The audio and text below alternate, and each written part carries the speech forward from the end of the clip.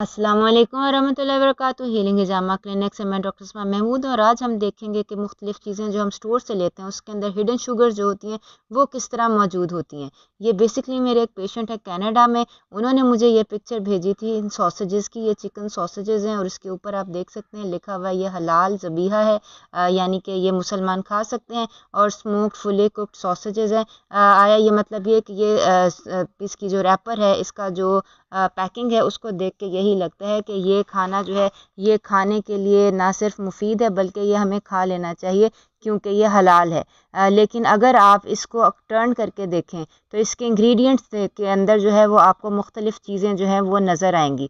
सबसे पहले तो बेसिकली ये जिन साहब की मैं बात करी ये कीटोजेनिक डाइट के ऊपर है। कीटोजेनिक डाइट के ऊपर जैसे कि आप सबको पता है कि शुगर जो होते हैं या कार्बोहाइड्रेट्स जो होते हैं वो नहीं लिए जाते हैं या कम लिए जाते हैं।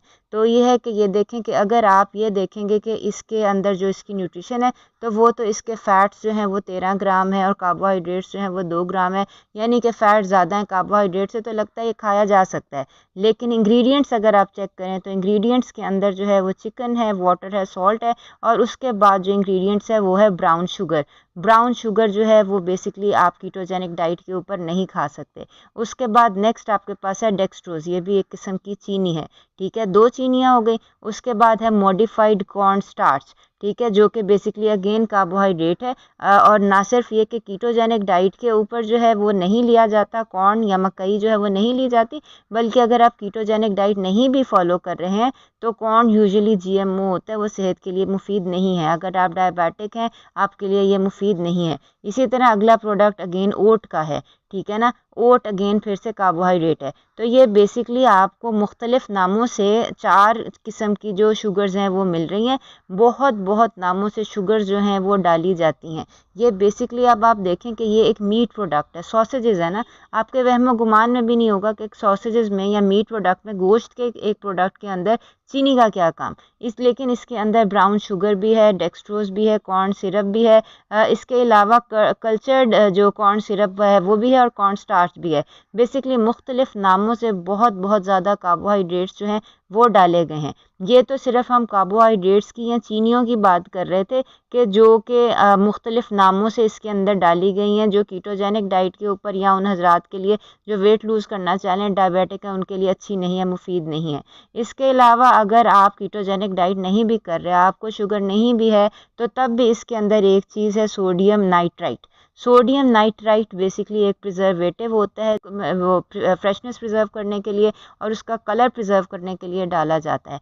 नाइट्राइट एक कोई बुरी चीज़ नहीं है। अक्सर वेजिटेबल्स के अंदर नाइट्राइट्स होते हैं। नाइट्राइट्स नाइट्रेट्स जो होते हैं वो ब्लड प्रेशर जो है उसको कम करते हैं। लेकिन मसला ये है कि ये जब आपके मीट के अंदर होते हैं या मीट के अंदर डाले जाते हैं, जब नाइट्राइट्स को हीट लगती है, गर्म किया जाता है, तो ये नाइट्रोसामीन्स में चेंज हो जाते हैं। नाइट्रोसामीन जो है वो पोटेंशियल कार्सिनोजेनिक है, यानी कि ये कैंसर कॉजिंग एक चीज़ के अंदर जो है वो चेंज हो जाता है। जाहिर सी बात है सॉसेजेस हैं, ये आप कच्चे तो नहीं खाएंगे ना, सॉसेजेस को पका के खाएंगे। जैसे ही इसको हीट लगेगी ये गर्म होगा, ये जो नाइट्राइट है ये नाइट्रोसामीन में चेंज हो जाएगा। नाइट्रोसामीन जो है वो कैंसर कॉजिंग है। आपने अगर कभी महीने में एक दफ़ा खाना है तो चलें ठीक है खा लें, लेकिन ये है कि अगर आपने रोज़ाना खाना है या आपकी डेली या वीकली बेसिस के ऊपर नाइट्राइट्स की इनटेक है तो जाहिर सी बात है ये कैंसर कॉजिंग है। और ये बड़ी वजह है जिसकी वजह से वो लोग कहते हैं ना गोश्त अच्छा नहीं होता, गोश्त कैंसर कॉजिंग होता है। बेसिकली गोश्त नहीं कैंसर कॉजिंग होता, ये जो इसके अंदर ये जो चीज़ें डाली जाती हैं नाइट्राइट्स, जो कि बेसिकली पकने के बाद नाइट्रोसामीन में चेंज हो जाती हैं, ये कैंसर कॉजिंग होती हैं, जिसकी वजह से लोग जो है वो गोश्त से अब डरने लग गए और गोश्त नहीं खाते हैं। गोश्त बहुत अच्छी चीज़ है, ख़ास तौर पे रेड मीट जो है और ख़ास तौर पे ऑर्गन मीट जो है, यानी कि कलेजी, मगज़ वगैरह जो होता है, ये आपकी सबसे अच्छे मल्टीविटामिन्स हैं। जो आपका न्यूट्रिशन रिच डेंस फूड है वो बेसिकली गोश्त है।